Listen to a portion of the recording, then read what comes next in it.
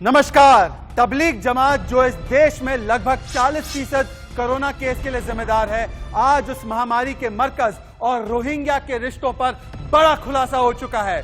गृह मंत्रालय ने राज्यों को आगाह किया है, एक बड़ी साजिश, निर्देश दिया गया है राज्य सरकारों को कि रोहिंग्या और तबलीगी जमात के बीच के कनेक्शन की जांच की जाए। रोहिंग्या मुसलमान और उनके परिचितों का भी कोविड-19 टेस्ट होगा। अब चाहिए क्यों होना चाहिए, इसका सवाल का जवाब मैं आपको बताता हूं।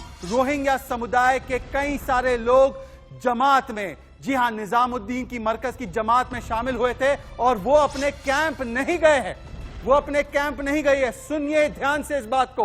रोहिंग्या जिनकी आबादी इस देश में 40,000 है, उनमें से कई सारे लोग दिल्ली के मरकज में आते हैं और फिर उनको छुपाया जाता है और अब वो अपने कैंपों में नहीं लौटे हैं। जैसे तबलीगी जमात इस देश में कोरोना के कैरियर बनकर फैल गए हैं, जिसकी वजह से 40% कोरोना के केस उनकी तरफ से आए हैं, ठीक उसी तरह अब नए कोरोना के कैरियर बन के उभरेंगे क्या रोहिंग्या मुसलमान? यह बड़ा सवाल है। मैं आगे बढ़ूं उससे पहले मेरी सहयोगी शालिनी आपको पूरा ब्यौरा देने वाली है जमात और रोहिंग्या के इस कोरोना महागठबंधन का और जमात के तथाकथित विदेशी फंडिंग का, जिसकी जांच ईडी कर रही है। Over to you Shalini.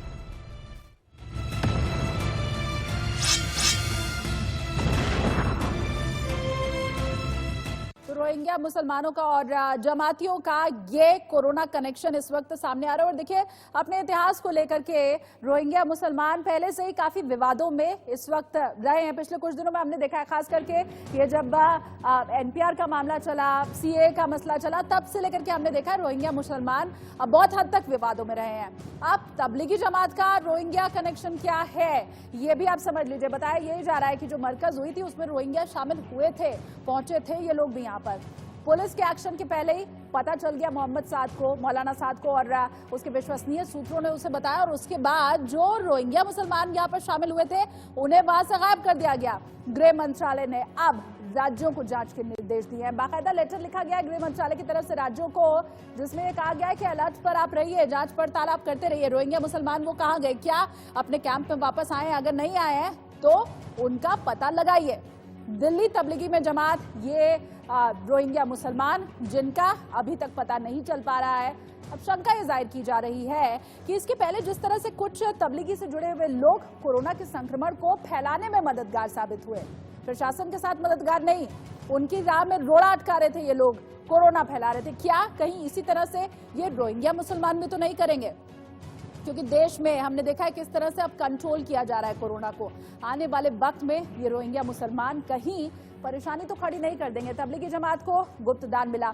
अब ये देखिए, जो ईडी की जांच चल रही है उसके बारे में जानकारी हम आपको दे रहे हैं। ये रोहिंग्या मुसलमानों का पूरा आंकड़ा, अब ईडी क्या कुछ कर रही है वो भी आप जानिए। गुप्त दान मिला तबलीगी जमात को, अकाउंट में एकदम से पैसे आने शुरू हो गए मौलाना साद के, उसके रिश्तेदारों के अकाउंट में भी पैसे आए हैं, ये भी खबर मिल रही है। इसके अलावा हवाला के जरिए मौलाना के अकाउंट में पैसे आए और ये रकम हजारों या लाखों में नहीं है, करोड़ों अरबों में है ये रकम।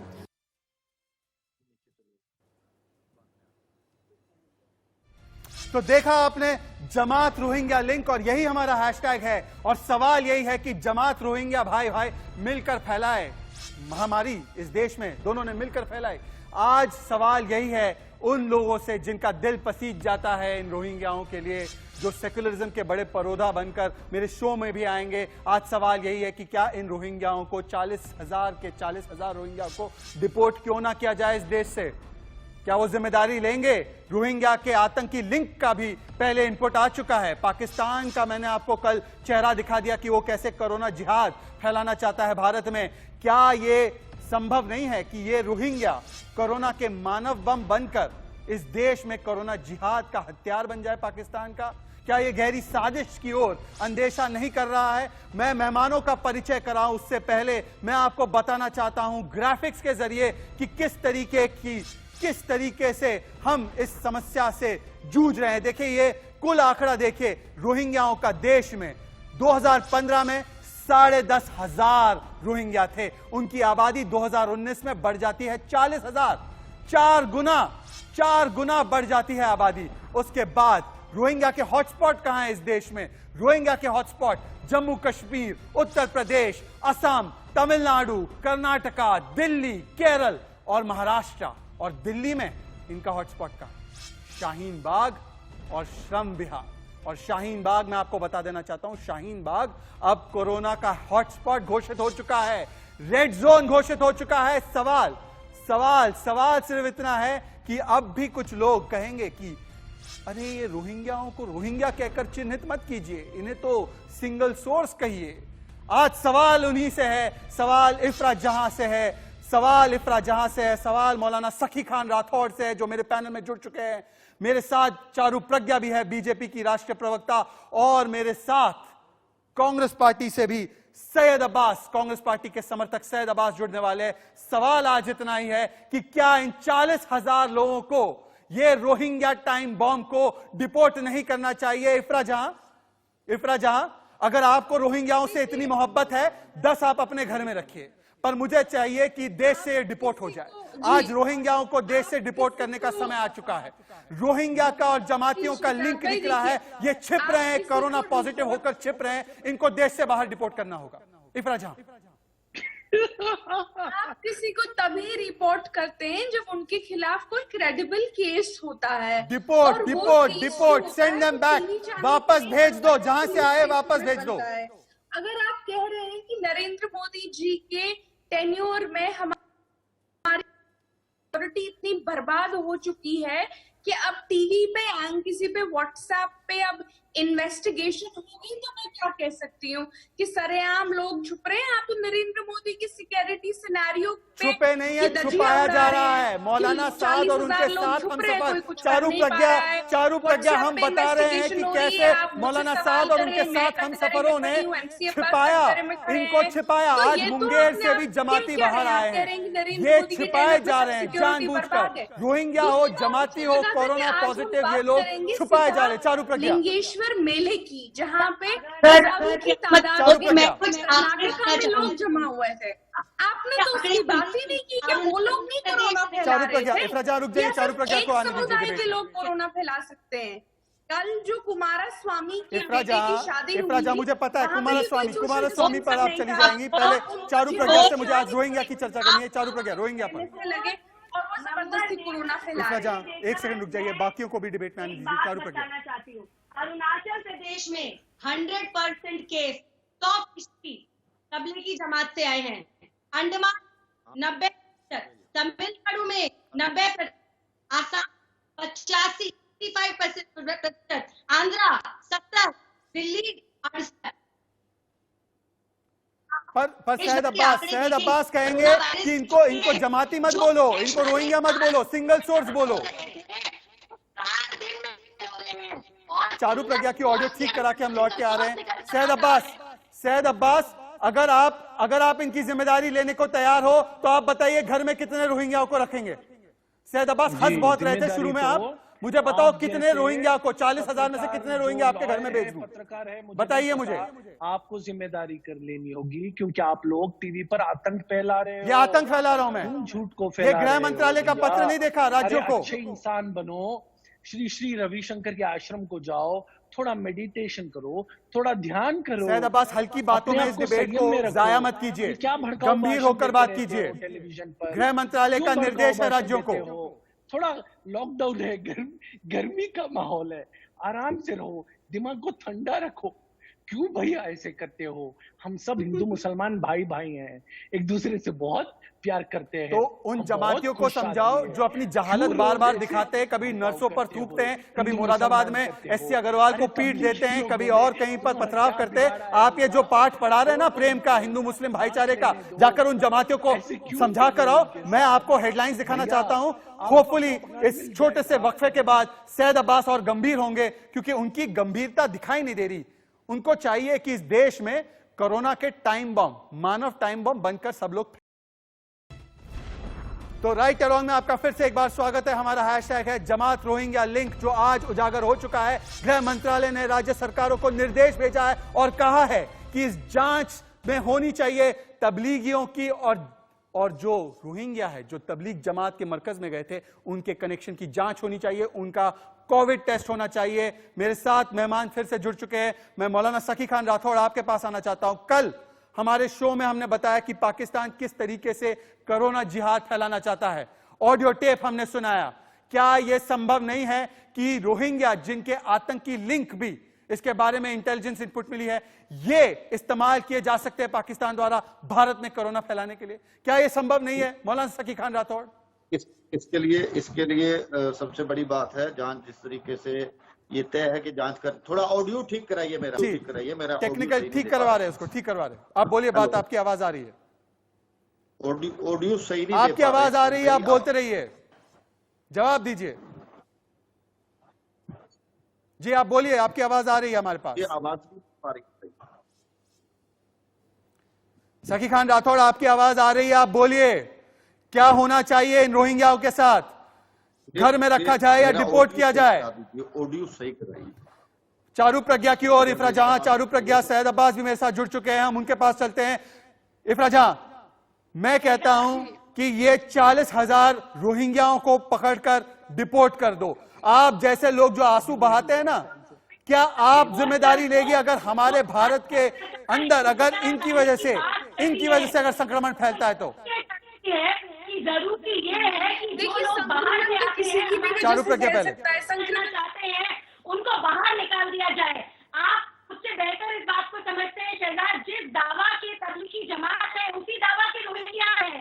तबलीगी जमात कितने सारे देश में बैंड है, उसके बावजूद इन सब मिलकर जिस तरीके से आपने बोला कि कोरोना जिहाद या जैसे ह्यूमन बॉम्ब के बदले में इंसान को कोरोना इन्फेक्शन है, एक इंसान लाखों को बीमार करने की ताकत रखता है।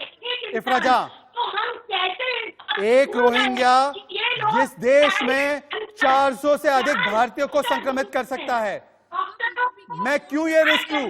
भारत ये रिस्क क्यों ले? इफरा जहां, चारू इफरा जहां को आने दीजिए। एक एक करके आप लोग डिपोर्ट करते जाइए। नहीं, जब डिपोर्ट करने की बात आती है, सुप्रीम कोर्ट डिपोर्ट करता है तो प्रशांत भूषण और आपकी मंडली रोने लगती है। कब तक आप रोएंगे उनके लिए?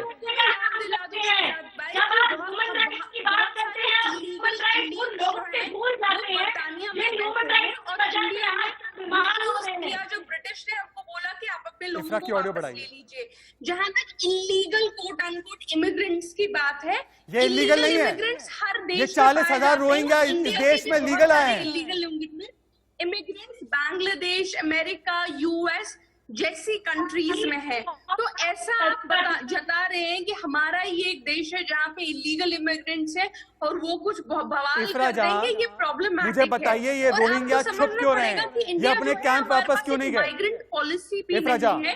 जहां, जबकि सैयद अब्बास, हमारे देश आप में दोनों में सबसे से कोई भी ज्यादा जवाब दे remittance सकता है। बाहर से अगर ये आता है। रोहिंग्या, तो आप समझ अगर ये लीजिए ना रोहिंग्या कि की दोनों मंशा लॉजिक खराब आप नहीं जा है, कहाँ रहे हैं? अगर ये रोहिंग्या जितनी आप पाक साफ नफरत है, फैलाएंगे, अगर ये नफरत रोहिंग्याओं का के मन में reaction साजिश होगा। नहीं है, हमने इफरा देखा जहां है सवाल UAE, सुनिए, दुबई, सैयद अब्बास को भी गल्फ स्क्रीन पर के लाइए। जो इफरा रॉयल्स जहां हैं, एंड सैयद प्रिंसेस हैं, अब्बास, किंग्स हैं, वो अब सवाल करने लगे ये हैं इस सब नफरत पे। टेक्निकलिटीज मुझे सुबह नहीं शाम चाहिए। मुसलमान, इफरा जहां, ये सब मुसलमान, टेक्निकलिटीज मुझे मत मुसलमान, दीजिए। इस आप चीज जवाब नहीं दे रही, आप भाई, बच रही हैं। जो इंडिया दुबई एक में, सेकंड। यूएई में, गल्फ कंट्रीज में आराम से अपनी इफरा जहां जिंदगी सवाल गुजार सुनेंगी रहे हैं, आप? उनके लिए प्रॉब्लम बन रहे हैं। इफरा जहां सवाल सुनिए, रोहिंग्या ऐसा सवाल करेंगे, सुनिए वो इफरा ऐसा जहां करेगा। एंड सैयद अब्बास। जहां तक आपके पाकिस्तान के टेप की बात आती है, मुझे समझ नहीं आ रहा आप कह क्या रहे हैं। आप कह रहे हैं कि पाकिस्तान आप सुनने का प्रयास करेंगी तब आपको समझ में आएगा। समझने की पहली प्रक्रिया सुनना होता है, आप सुनने से ही इनकार करती हैं। सखी खान राठौड़, सखी खान राठौड़, अगर ये रोहिंग्या इस देश के लिए आंतरिक सुरक्षा का खतरा नहीं है, ये देश में आंतरिक सुरक्षा का खतरा नहीं है, सखी खान राठौड़, रोहिंग्या आपके रोहिंग्या, प्यारे रोहिंग्या, तो ये प्यारे रोहिंग्या अपने कैंप वापस क्यों नहीं जा रहे? ये छुप क्यों रहे हैं?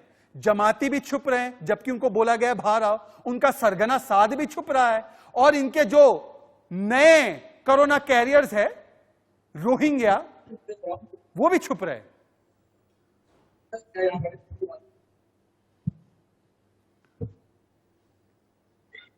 सैयद अब्बास जवाब दीजिए इसका।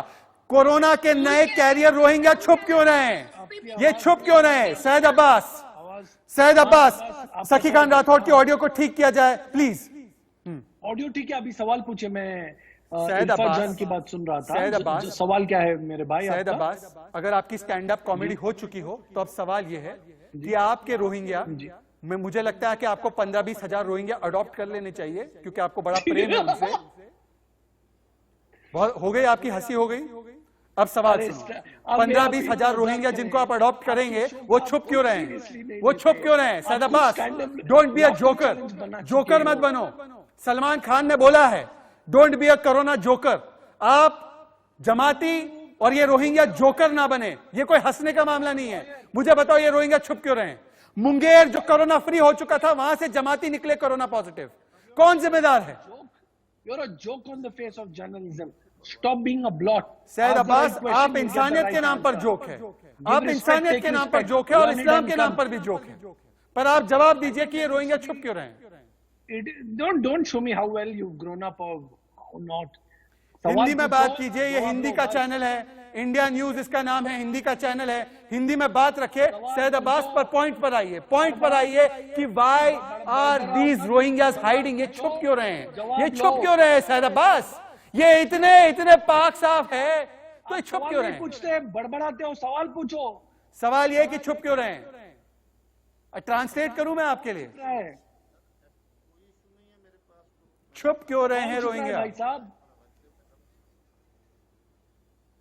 एक सेकंड, मुझे लगता है कि सैयद अब्बास अंग्रेजी में बड़ी बातें रख रहे थे, उनको सवाल समझने में थोड़ा समय चाहिए। तो मैं चाहता हूं कि हम लोग उनको समय दे। मैं एक छोटा सा ब्रेक लेकर आ रहा हूं।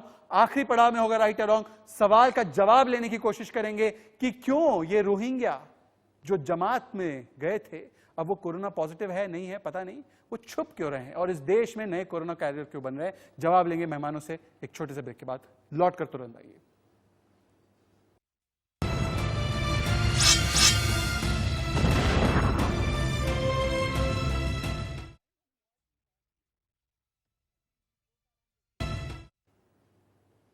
तो स्वागत है आपका राइट या रॉन्ग में। और इस वक्त मेरे साथ राइट या रॉन्ग में एक बहुत ही स्पेशल गेस्ट जुड़ रहे हैं। योगी सरकार के बहुत ही अहम और वरिष्ठ मंत्री सिद्धार्थ नाथ सिंह आपको दिख रहे हैं स्क्रीन पर। इस वक्त मेरे साथ लाइव है राइट या रॉन्ग पर, इंडिया न्यूज पर। बहुत बहुत स्वागत है आपका सिद्धार्थ नाथ सिंह जी। आपसे बात करना इसलिए और भी अहम हो जाता है क्योंकि आप इंडस्ट्रीज, इन्वेस्टमेंट, टेक्सटाइल और एमएसएमई छोटे उद्योग के भी मामलों को संभालते हैं। आपके पास उनका प्रभार है। सबसे पहले सिद्धार्थ नाथ सिंह जी, मैं आपसे पूछना चाहता हूं कि अभी अभी जो बात कही है योगी सरकार की ओर से कि चाइना में बहुत सारे लोग हैं हमारे जिनका उद्योग शायद जो वहां पर काम कर रहे हैं, जो उद्योग कर रहे हैं, उस पर असर पड़ सकता है, उनको यूपी में जगह दी जाएगी। इस बारे में हमें थोड़ा सा बताइए और फिर आगे चर्चा करते कोरोना के बारे में।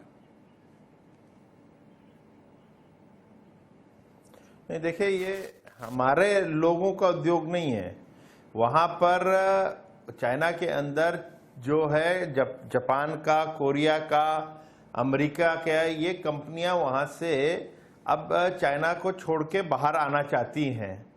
जापान ने तो यहाँ तक कि एक जापानीज फंड भी बना दिया है इसके लिए, और उसमें वो सहयोग भी करेंगे जो आना चाहते हैं। अब वो कंपनियां जब बाहर निकलती हैं तो उनको निवेश कहीं तो करना है, तो उसके लिए हम लोगों ने मुख्यमंत्री जी ने एक स्पेशल टास्क फोर्स बनाई है जिसका मैं भी सदस्य हूं, और हम उनको किस तरह से लुभा सकते हैं, उनको हम अट्रैक्ट कर सकते हैं और उनको यहाँ पे उत्तर प्रदेश में उद्योग ला सकते हैं, उसके लिए हम लोग कार्य कर रहे हैं। और उसकी योजना हम लोग ने शुरू भी कर दी और कुछ वार्ता भी शुरू करी है जापान की सरकार के साथ। तो ये बहुत बड़ी खबर है सिद्धार्थ नाथ सिंह जी कि आप उत्तर प्रदेश को अगला investment destination, global investment destination बनाने के लिए आप लोग कटिबद्ध हो चुके हैं, और होना भी चाहिए। क्योंकि मैं देख रहा था, अगर आप उत्तर प्रदेश में देखें तो 3 जिले कोरोना फ्री घोषित हो चुके हैं, महाराजगंज, पीलीभीत, हाथरस। अगर उत्तर प्रदेश की जनसंख्या देखें 22 करोड़, पर केसेस वहां पर 846, महाराष्ट्र की तुलना में जिसकी आबादी आपसे आधी है वहां पर 3000 से ज्यादा केस। तो ऐसा क्या कदम उठा रही है यूपी सरकार जिसकी वजह से कोरोना का जो संक्रमण है वो उत्तर प्रदेश में उस तेजी से नहीं फैला जितना कि फैल सकता था? देखिए, कोई भी इस प्रकार की जब महामारी आती है तो उसके अंदर जनता का सहयोग, जनता के साथ जो स्वास्थ्य विभाग के कर्मचारी हैं, जिसमें डॉक्टर्स, नर्सेज, पैरामेडिकल हैं, उन लोग का सहयोग, पुलिस कर्मियों का और अन्य विभागों का सहयोग के साथ जो सरकार की नीति होती है और उसके जो मुखिया हैं हमारे मुख्यमंत्री जी, उनकी जो नीयत है वो बड़ी साफ है कि उत्तर प्रदेश के अंदर कोई भी मनमानी नहीं करेगा। जो केंद्र सरकार चाहती है, केंद्र सरकार के आदेशों का सही पालन होएगा। जो गरीब हैं उन लोगों को जो खाद्यान्न है वो हर समय से मिल जाए और सबको सुरक्षित रखा जाए। सरकार उस नियत से काम कर रही है और मुझे लगता है अन्य जो हम लोगों ने स्टेप्स उठाए हैं योगी जी की सरकार ने, वो इसी दिशा में है। और मैं एक ही स्टेप बताना चाहता हूं, ऐसे अन्य स्टेप हैं।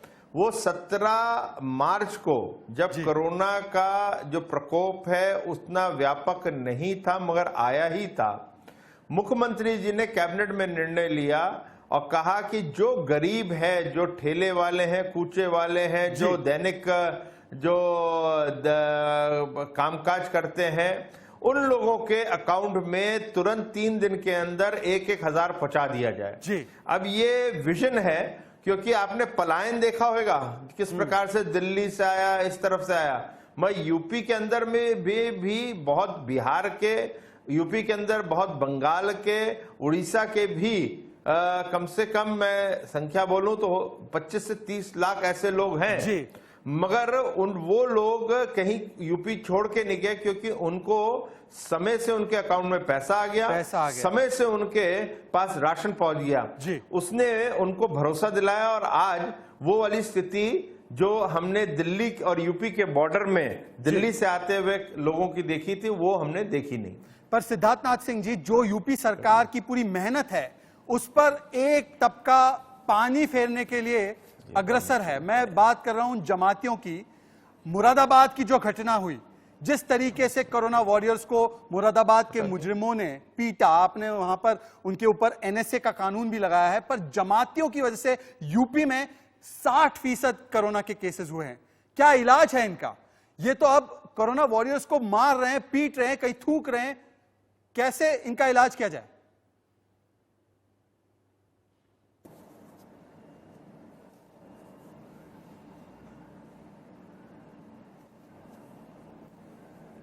सिद्धार्थनाथ सिंह जी, सवाल यह है कि जो मुरादाबाद की घटना थी, जिसमें देखा गया कि किस तरीके से कोरोना वॉरियर्स पर हमला हुआ, अगर आप जमातियों की बात करो तो अभी वो छुप रहे हैं, वो क्वारंटीन नहीं हो रहे हैं, उनकी वजह से 60% जो संक्रमण है उत्तर प्रदेश में फैला है। इनका इलाज क्या है?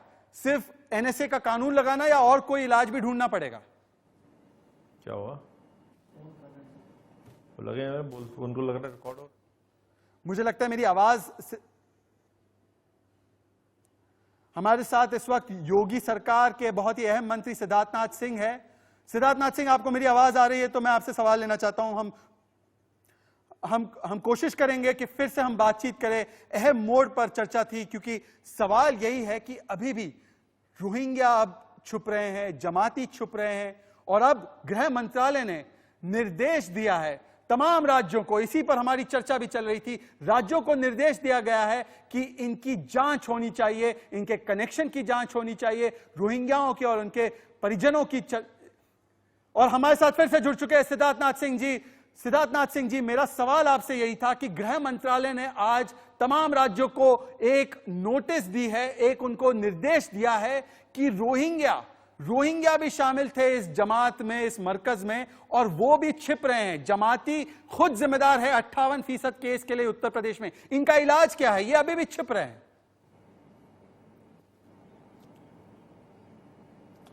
देखिए, ये जो जमाती हैं, हमें कहना नहीं चाहिए, मगर 850 जो उत्तर प्रदेश में केस है उसमें 50% से थोड़ा सा ऊपर ये तबलीगी जमात वाले ही केसेस हैं।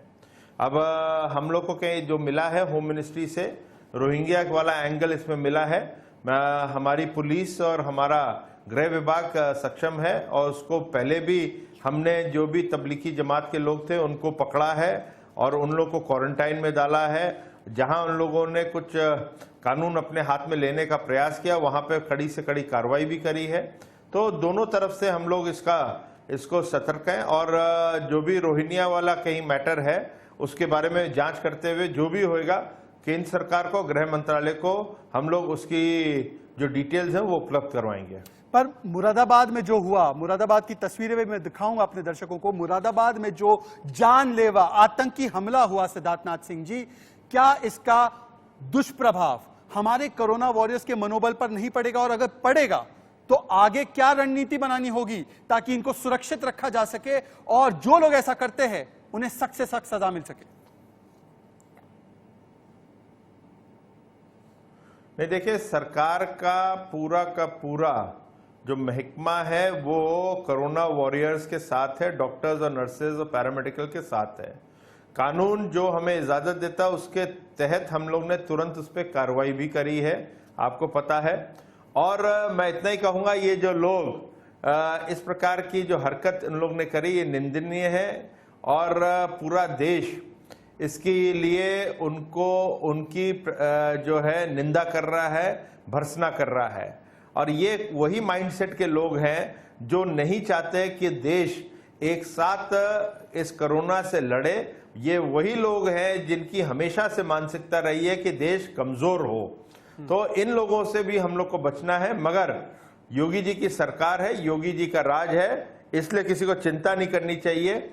ये उन पे सख्त से सख्त कार्रवाई होगी और किसी को भी बख्शा नहीं जाएगा। पर सिद्धार्थनाथ सिंह जी, अब एक और सिरदर्द सामने आ चुकी है। गृह मंत्रालय ने तमाम प्रदेशों को लेटर भेजकर भी कहा है, इसी पर मेरी चर्चा थी कि अब जमातियों का और रोहिंग्याओं का लिंक निकला है और ये रोहिंग्या जो गए थे इस मरकज में वो भी छुप रहे हैं। अब इनका इलाज क्या है? ये 40,000 रोहिंग्या इस देश में हैं, इनका इलाज क्या होना चाहिए? देखिए, ये तो गृह मंत्रालय को निर्णय करना है कि इलाज क्या होना चाहिए।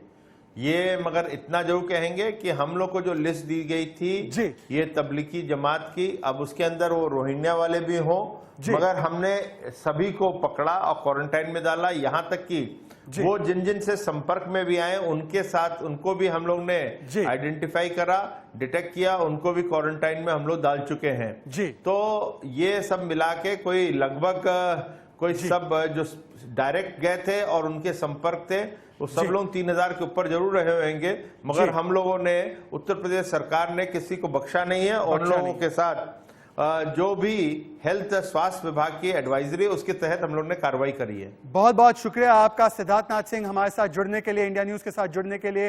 ये थे सिद्धार्थनाथ सिंह, ये हमें ब्यौरा दे रहे थे कि उत्तर प्रदेश की सरकार किस तरीके से सख्ती से पेश आएगी हर उस कोरोना विलेन के खिलाफ। और वो ये भी बता रहे थे कि कोरोना की महामारी का अब जो असर पड़ेगा अर्थव्यवस्था पर, चाइना से जो कारोबारी चाइना छोड़कर आना चाहते हैं उनका यूपी में स्वागत किया जाएगा। यूपी अगला ग्लोबल डेस्टिनेशन बनेगा इन्वेस्टमेंट के लिए। ये थे सिद्धार्थनाथ सिंह। खबरों का सिलसिला आगे भी चलता रहेगा, कहीं मत जाइएगा। इंडिया न्यूज लौट कर आइए।